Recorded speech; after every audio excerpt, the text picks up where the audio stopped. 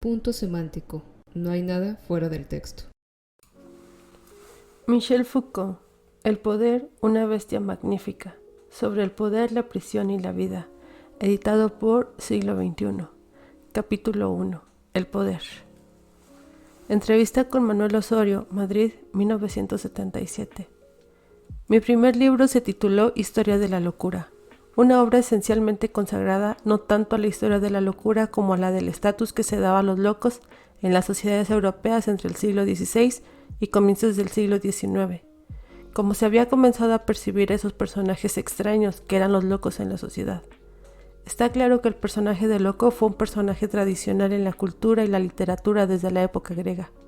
Pero lo que cambió durante los siglos XVI y XVII, en mi opinión, es que, de alguna manera, se empezó a organizar la percepción de la locura como una enfermedad mental, y al mismo tiempo se comenzó a aislar a los locos al margen del sistema general de la sociedad, a ponerlos aparte, a no tolerarlos, ya que era una suerte de familiaridad cotidiana, a no soportar ya verlos circular así, mezclarse en la vida de todos los días y toda la gente. Entonces se los aisló, se los encerró en una especie de gran encierro, que afectó no solo a los locos, sino también a los vagabundos, los pobres, los mendigos. Un mecanismo de segregación social en la cual los locos quedaron atrapados, y poco a poco, en ese régimen general de encierro, se definió para ellos un lugar específico, y de allí salió el hospital psiquiátrico moderno, el hospital que funcionó en gran escala a lo largo de toda la Europa en el siglo XIX. Ese fue, si se quiere, mi punto de partida. ¿Y la experiencia personal? La experiencia personal resulta que yo había hecho estudios de, como suele decirse, letras, filosofía, un poquito de psicología, entre otras cosas. Y además, siempre había estado muy tentado, fascinado incluso por los estudios médicos.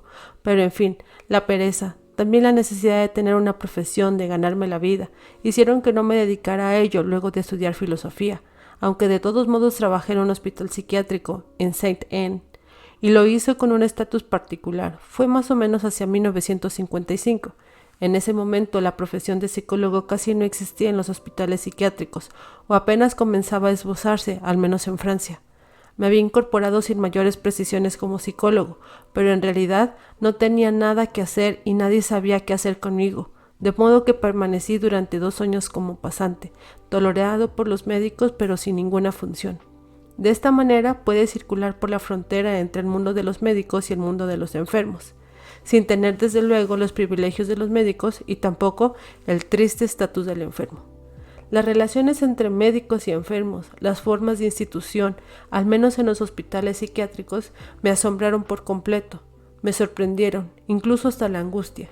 En el fondo, la pregunta que me hice no fue tanto saber qué pasaba por la cabeza de los enfermos, sino qué pasaba entre estos y los médicos. ¿Qué pasa entre esta gente a través de las paredes, los reglamentos, los hábitos, las restricciones, las coerciones, también las violencias que podemos encontrar en los hospitales psiquiátricos? ¿Qué es eso? Esa relación tan dramática, tan tensa.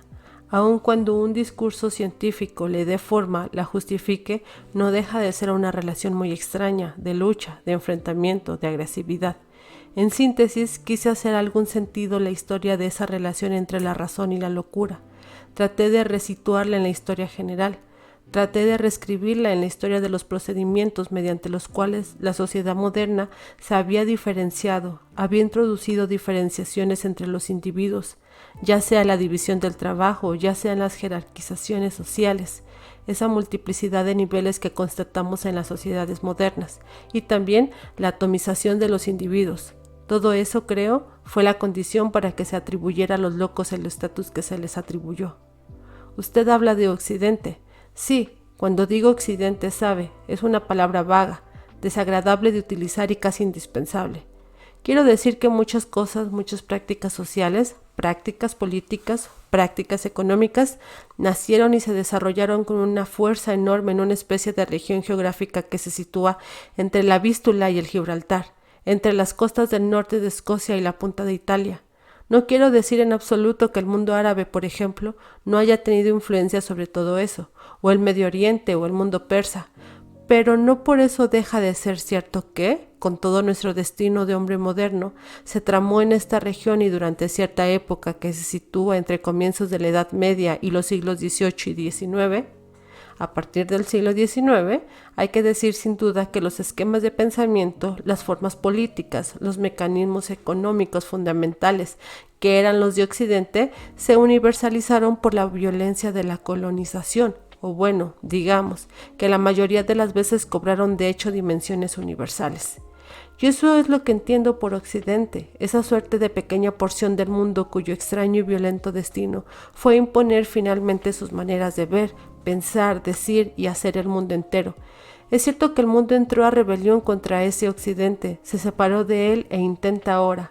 Ha logrado hacerle perder su posición preeminente, pero esto no impide que los instrumentos que se utilizaron en el mundo entero para reducir a Occidente y liberarse de su yugo, esos instrumentos hayan sido forjados casi en su totalidad por Occidente. ¿Usted dice que en Occidente no hay influencia árabe o del Medio Oriente? No, al contrario, digo que la hay. Sí, no se puede decir que no la haya. Así es, no se puede decir que no la haya. ¿En qué sentido? Es muy difícil, por ejemplo, concebir el desarrollo del pensamiento, de la filosofía, de la ciencia, de la economía europea en la Edad Media si no se tiene en cuenta el mundo árabe. Eso es, en esa medida. Considere el ejemplo de la religión, las transformaciones del catolicismo, o en fin, muchas de las transformaciones del catolicismo en el transcurso de los siglos XIV y XV se debieron a la gran influencia de una filosofía, un pensamiento, una mística árabe. No voy a enseñarle la importancia de ese fenómeno a alguien de cultura española como usted. Pero, ¿cuáles eran en concreto esas influencias en la vida religiosa, cultural y hasta política de Europa? La Europa que podríamos calificar de occidental. ¿Cómo se efectuó esa especie de fusión de la cultura occidental con el aporte de la parte oriental, árabe? ¿Cómo sucedió? Esa es la pregunta que me hace. Como usted sabe, soy un historiador, no un filósofo que especula sobre la historia del mundo. No soy Spengler. Por otra parte, la pregunta que usted me hace es extraordinariamente complicada. ¿Cómo ocurrió? No, realmente no puedo decir. Como los presidentes norteamericanos, cuando una pregunta les molesta, responderé, no comment.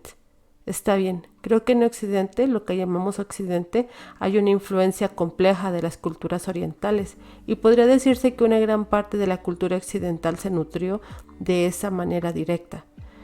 Sea de manera contradictoria de la cultura oriental, por una oposición que podríamos considerar negativa, pero que la engloba. ¿Cómo ve este aspecto? Sé muy bien que usted es más historiador que filósofo de la historia, pero, de todos modos, un historiador hace un poco de filosofía en su historia. Sí, aquí hay una cuestión que me parece se rozó a menudo, pero jamás se trató a fondo. Tuvimos dos grandes religiones universales en el mundo mediterráneo. Dejamos de lado Asia, que es además otro problema. Teníamos tres monoteísmos, el judío, el cristiano y el musulmán. Y dos religiones de vocación universalista, la religión cristiana y la religión musulmana. ¿Cómo fue que el mundo musulmán, la religión musulmana, que hasta los siglos XII y XIII parecía tener y tuvo en efecto un dinamismo infinitamente más grande, más fuerte que el cristianismo, y cuyas formas religiosas, militares, sociales, culturales, parecían mucho más flexibles, mucho más ricas, mucho más receptivas que el mundo cristiano de la Alta Edad Media? ¿Cómo fue, repito, que a partir de determinado momento las cosas se trastrocaron? El mundo musulmán quedó inmovilizado, coagulado en cierta manera, y fue englobado y colonizado poco a poco por un mundo cristiano que, por su parte, se desbloqueó y ha sido hasta nuestros días el gran foco de la universalidad. Este es un problema de historia, pero también en efecto de filosofía. ¿Querría que volviéramos a cosas más concretas? ¿Cómo preparó su primer libro? ¿A partir de qué experiencias?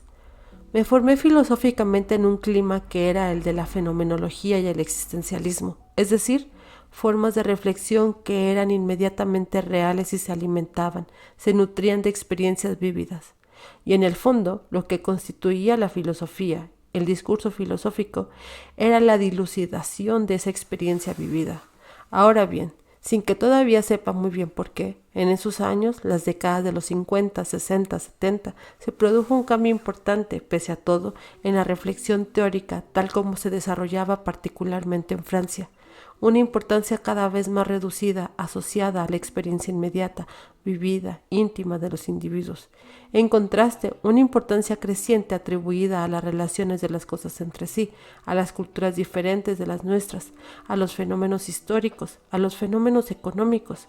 Consideré que importante fue Levi Strauss, por lo menos en la cultura francesa. Ahora bien, a decir verdad, si hay alguien que está lejos de la experiencia vivida es sin duda Levi Strauss, cuyo objeto era la cultura más ajena posible a la nuestra. Asimismo, la importancia del psicoanálisis y sobre todo del psicoanálisis de tipo lacaniano en Francia, que comenzó por esos años. ¿A qué se debía sino justamente al hecho de que en ese psicoanálisis no se recurría, no había que vérselas con la experiencia vivida de los individuos? No era solo lo que se pretendía dilucidar, sino las estructuras del inconsciente, no la conciencia, sino el inconsciente.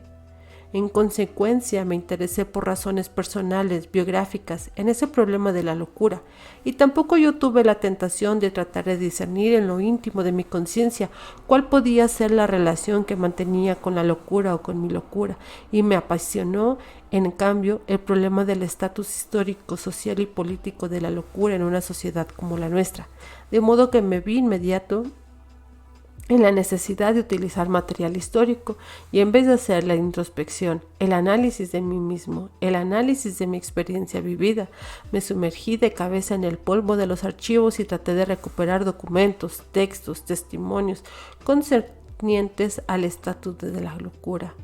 Usted habla de ese estatus de la locura en los planos político, social, histórico, como la recorrió en la trayectoria de su investigación. La locura se medicalizó cada vez más a través de toda la historia de Occidente. En la Edad Media, por supuesto, se consideraba que algunos individuos estaban enfermos del espíritu, la cabeza o el cerebro, pero algo era absolutamente excepcional. En lo esencial, al loco, el desviado, el irregular, aquel que no se comportaba o no hablaba como todo el mundo, no se lo percibía como un enfermo. Y poco a poco se comenzó a anexar a la medicina el fenómeno de la locura, a considerar que la locura era una forma de enfermedad y, en resumidas cuentas, que cualquier individuo aún normal estaba tal vez enfermo, en la medida en que podía estar loco. Esta medicalización es en realidad un aspecto de un fenómeno más amplio, que es la medicalización general de la existencia.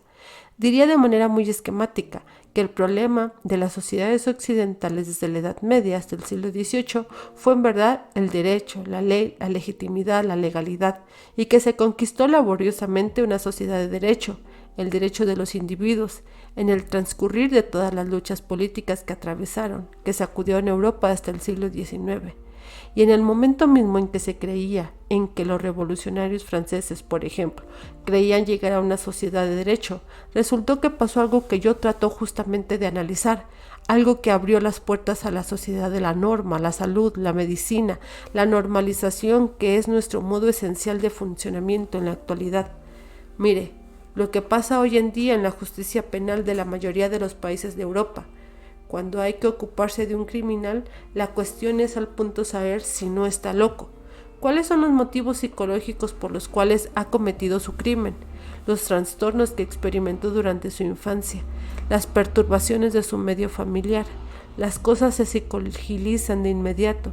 Psicogilizarlas, es decir, medicalizarlas.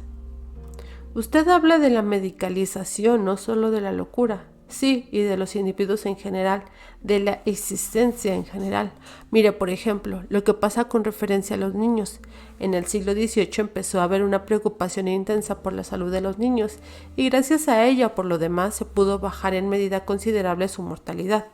La mortalidad infantil aún era gigantesca a finales del siglo XVIII, pero la medicalización no dejó de extenderse y acelerarse, y ahora los padres están con respecto a los hijos en una posición que es casi siempre medicalizadora, psicologizadora, psiquiatrizadora. Ante la menor angustia del niño, la menor ira o el menor miedo, ¿qué pasa? ¿Qué pasó? ¿Lo destetamos mal? ¿Está liquidando su Edipo? Así, el pensamiento médico, la inquietud médica, parasitan todas las relaciones. ¿Qué es el pensamiento médico? ¿En qué sentido utiliza la expresión? Por pensamiento médico entiendo una manera de percibir las cosas que se organiza alrededor de la norma, esto es, que procura deslindar lo que es normal de lo que es anormal, que no son del todo justamente lo lícito y lo ilícito. El pensamiento jurídico distingue lo lícito y lo ilícito. El pensamiento médico distingue lo normal y lo anormal. Se asigna busca también asignarse medios de corrección que no son exactamente medios de castigo, sino medios de transformación del individuo, toda una tecnología del comportamiento del ser humano que está ligada a este fin. ¿Y cómo se produce la formación de todo esto en el movimiento histórico? Todo está profundamente ligado al desarrollo del capitalismo, y me refiero a que para esto no fue posible funcionar como un sistema de poder político en cierta forma indiferente a los individuos. El poder político en una sociedad de tipo feudal consistía esencialmente en que los pobres pagaran contribuciones al señor o a la gente que ya era rica y prestaran asimismo el servicio de las armas. Pero nadie se preocupaba mucho de lo que hacían los individuos. En suma, el poder político era indiferente. Lo que existía a los ojos del Señor era su tierra, era su aldea, eran los habitantes de su aldea, eran como mucho las familias, pero los individuos en concreto no caían bajo el ojo del poder.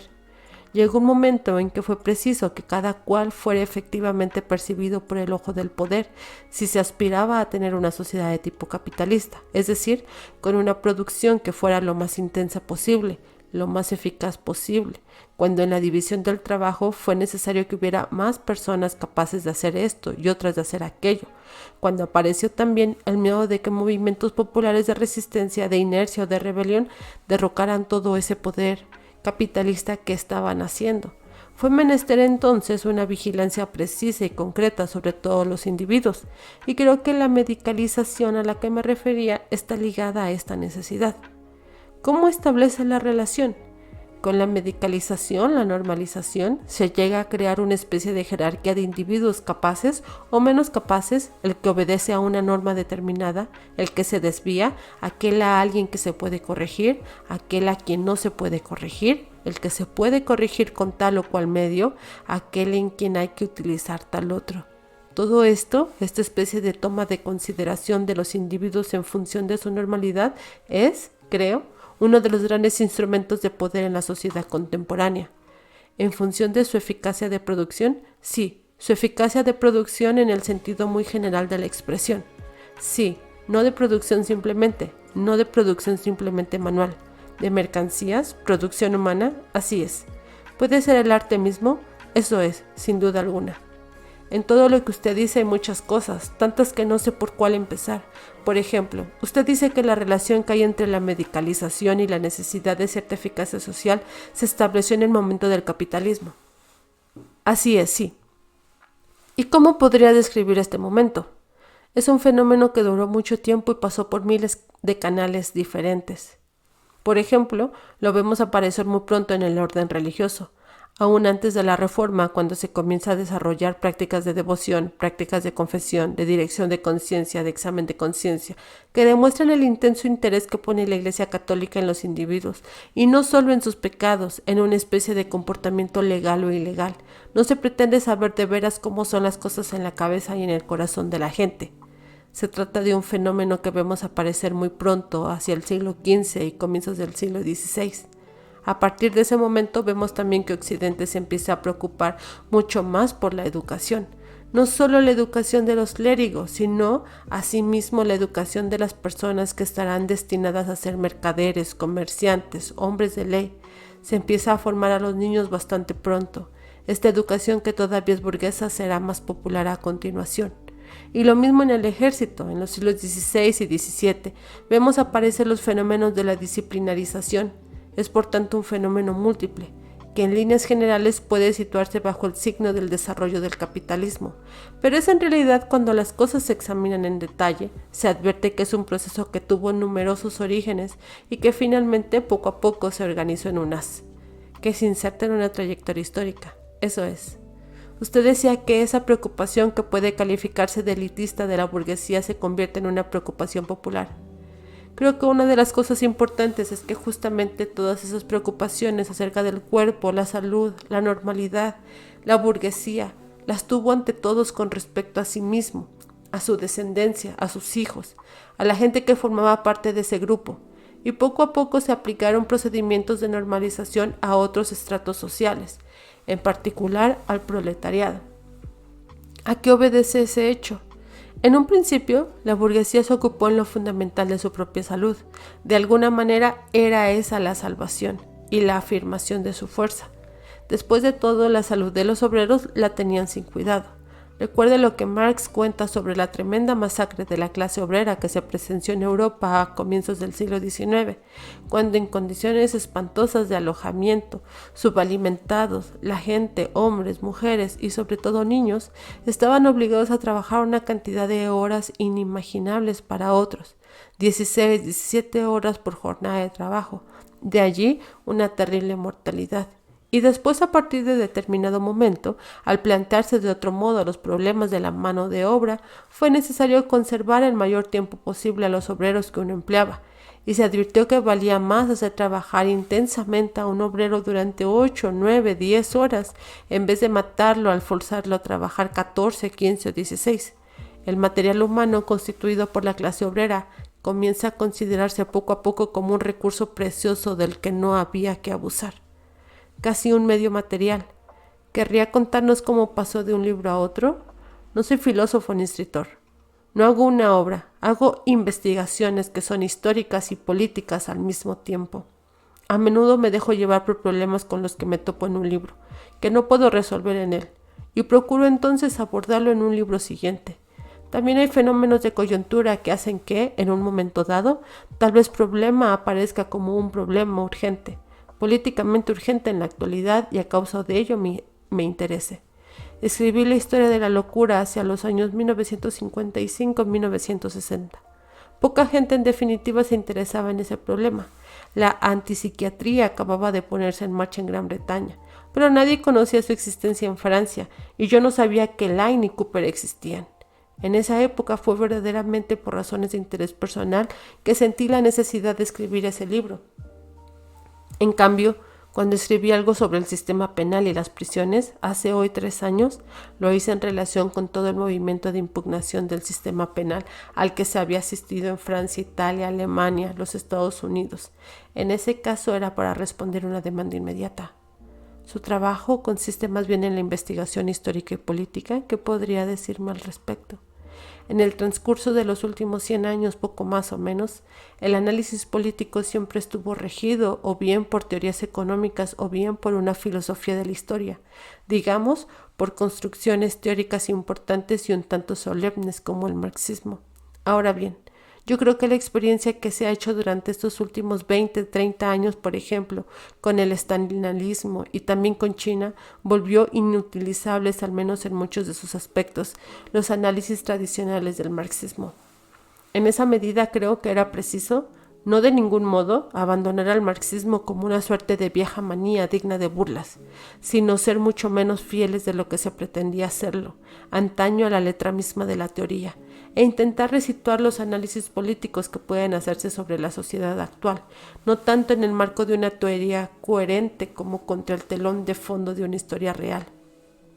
Me parece que el fracasado intento de los grandes sistemas teóricos de hacer el análisis político actual es el que nos remite ahora a una especie de empirismo que tal vez no esté muy lleno de gloria, el empirismo de los historiadores.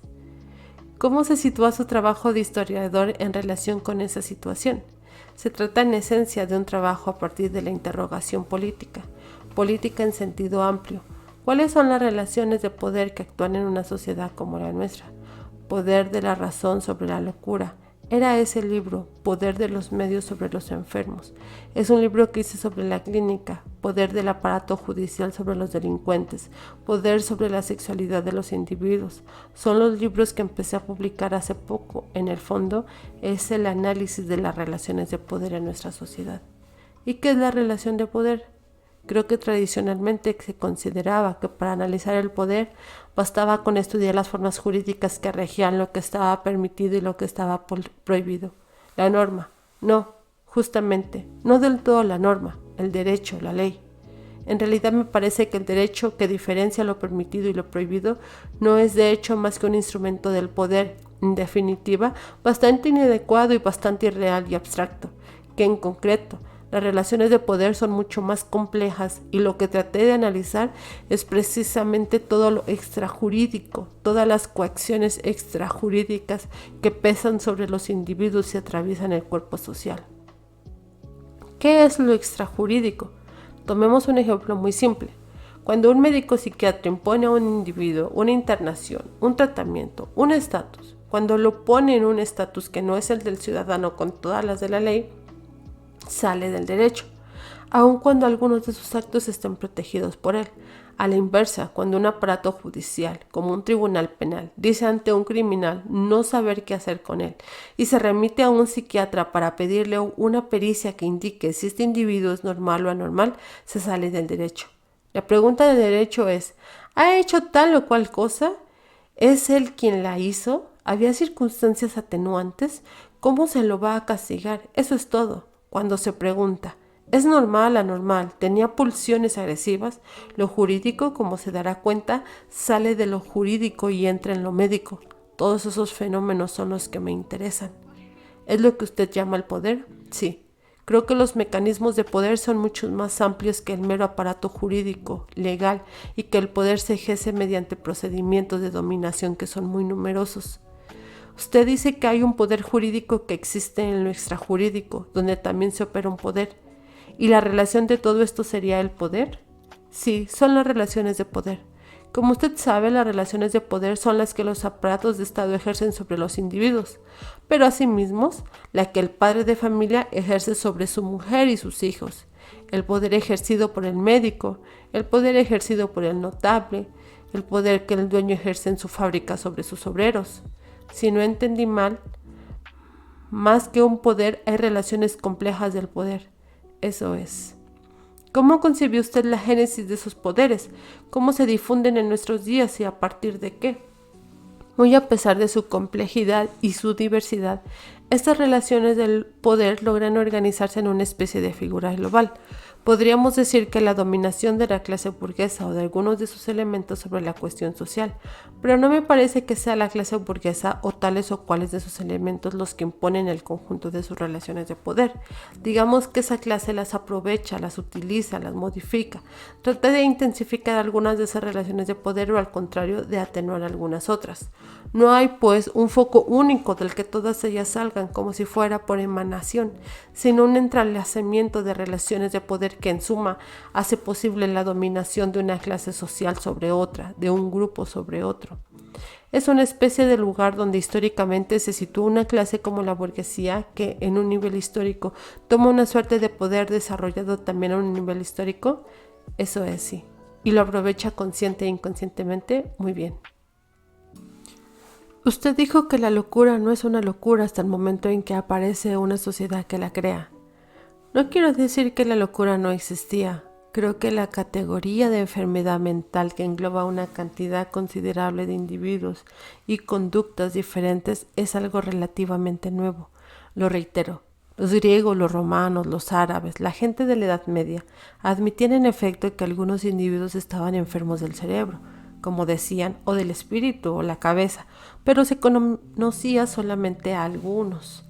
En cuanto al resto había mucha tolerancia. Considere en árabe, por ejemplo, el uso de la palabra mesnoun. Mesnoun es alguien que es un poquito así, que está tal vez un poco emparentado con el diablo. De todas maneras, no es un enfermo mental para quien corresponda la intervención de un médico y una iniciativa terapéutica. Usted establece una relación entre norma y jurisprudencia y las categorías de la locura. La jurisprudencia es el saber jurídico acumulado sobre la base de la propia práctica judicial. Hay, ciertamente, una jurisprudencia de la locura, pero en fin, no es lo importante. Es más bien la medicalización, sí. Ahora, si le parece, me gustaría que habláramos de su último libro, un vasto proyecto. Querría que me dijese cuál es la concepción del proyecto. La concepción del proyecto es a la vez simple y un poquito delicada de explicar. A decir verdad, no tenemos en francés, y no sé si la hay en otras lenguas, una palabra que designe con exactitud lo que querría hacer, el tema del que querría hablar. No quiero hablar de la sexualidad en cuanto a organización fisiológica en el cuerpo, y ni siquiera de la sexualidad como comportamiento. Lo que me interesa es hacer la historia del modo como se planteó la cuestión de la sexualidad en los discursos religiosos, científicos, morales, políticos y también económicos. ¿Qué forma de interés hubo desde la Edad Media por la sexualidad? Me parece en efecto que, si bien es cierto que la sexualidad estuvo fuertemente regimentada por sistemas de interdictos de nuestra sociedad, hay asimismo un fenómeno importante sobre el cual quizá no se haya insistido mucho, y es que en nuestra sociedad tuvieron un interés cada vez más grande y cada vez más intenso por ella. Poco a poco llegó a considerarse que era lo más importante para la existencia humana. Se llegó a decir que si se comprende la sexualidad de un individuo, se ha comprendido a grandes rasgos lo esencial de lo que él es, de lo que son su vida, su existencia, su destino. Se trata entonces de la historia del interés que las sociedades occidentales han tenido por la sexualidad. No es mi intención explorar esa historia ni de manera parcial ni en su totalidad. No quiero hacer una historia meramente exhaustiva. Me limitaré a ciertos aspectos. En el próximo volumen estudiaré la concepción cristiana de la carne desde la Edad Media hasta el siglo XVII. Y a continuación estudiaré la manera como se problematizó la sexualidad de los niños, luego la de las mujeres, luego la de los perversos. ¿Y estima dedicar mucho tiempo al proyecto? No sé muy bien, 10 años. Volvamos a la voluntad del saber. Tiene cosas que me parecen muy interesantes. La relación que usted establece entre algo de lo cual se hablaba de manera más general, la relación entre la manera de vivir la sexualidad en Oriente con el arte erótico. En Occidente, el interés por la sexualidad estaba esencialmente ligada al deseo de constituir a su respecto un discurso científico que permitiera a la vez analizarla, controlarla, normalizarla. Mientras que en otras sociedades, orientales o no, por lo demás, sociedades no occidentales, también hubo una gran preocupación por la sexualidad, pero la mayoría de las veces me parece con perspectivas como la de cultivarla, hacerlo más intensa posible, llevarla al placer máximo, ponerlo al servicio de la vida espiritual. Me parece que tenemos con ello dos tipos de relación con la sexualidad. ¿Qué pudo producir esta situación en materia de la vida cotidiana? Produce lo siguiente. Por una parte tenemos la valorización general de la sexualidad, la conciencia que habita en cada uno en cuanto a que esta es la más importante para su persona y que si quiere conocerse a sí mismo debe interrogar su sexualidad. Una de las consecuencias de este hecho es también que la sexualidad se convierte en un objeto medicalizable, con respecto al cual, cuando tenemos un problema o una molestia, nos deriva al psiquiatra, al psicoanalista, al psicólogo, al sexólogo, al terapeuta. Usted define la voluntad de saber como la búsqueda de la autoconciencia. En Occidente, la sexualidad ha sido esencialmente el objeto de un saber. Ese saber no es de fecha reciente, no fue con Freud con quien comenzamos a decirnos simplemente que el secreto del hombre estaba en su sexualidad. Ya se había dicho antes de él, los psiquiatras y los médicos del siglo XIX, y también lo habían dicho el pensamiento cristiano, la teología cristiana, la pastoral cristiana. En su libro, usted dice a sí mismo que esa especie de voluntad de saber es contradictoria. No, ¿en qué sentido? En el sentido de que a partir del siglo XIX, creo, hay una sobreabundancia de discursos sobre la sexualidad, pero solo por contradicción ese discurso se convierte en voluntad de saber porque su primera voluntad era ocultarse. Sí, bueno, no estoy seguro de que desde el principio haya sido una voluntad de ocultar, porque en los hechos, claro está, se prohibieron unas cuantas cosas. Se prohibió decir, mostraron unas cuantas cosas. Pero al mismo tiempo siempre se procuró saber qué pasaba, cómo era. Mire lo que pasa en la Edad Media o en los siglos XVI y XVII. Las reglas de decencia se tornaron cada vez más estrictas, pero al mismo tiempo la indiscreción de los confesores era cada vez más grande, y se prohibía sin duda a la gente hablar públicamente de ciertas cosas, pero piensa en los detalles que se les pedían en confesión y piense sobre todo en la atención que se les obligaba a prestar a su sexualidad, a los diferentes movimientos de su deseo, a todo lo que pasaba en su corazón y su cuerpo. La intensificación de esa relación indica en el fondo una curiosidad muy profunda bajo el silencio que se imponía. ¿Cuáles son las perspectivas de esa voluntad de saber? ¿Y cuáles serán las perspectivas de la voluntad de gozar, por decirlo de algún modo, de la sexualidad no occidental? En cuanto a las sociedades no occidentales, no sabría decírselo. Creo que esta voluntad de saber occidental produce fenómenos muy curiosos, pero en verdad es ella la que hizo tomar conciencia a la gente de que su sexualidad no era libre. Por consiguiente, los movimientos de liberación sexual que se desarrollaban en Occidente nacieron en parte de los mecanismos mismos por medio de los cuales se trataba de sojuzgar. En ese aspecto, el avance del poder provoca como contragolpe un movimiento de resistencia. ¿Cuáles son sus consecuencias? En la actualidad nos encontramos en una situación que es relativamente peligrosa, en el sentido de que un interés demasiado fuerte, demasiado médico por la sexualidad, corría el riesgo de someterla a un poder normalizador. Creo en cambio que en los movimientos de liberación que han surgido en tiempos recientes, que puede surgir aún la reivindicación de una sexualidad libre. Gracias por escuchar. No olvides seguirnos en las diversas redes sociales y gracias por escuchar.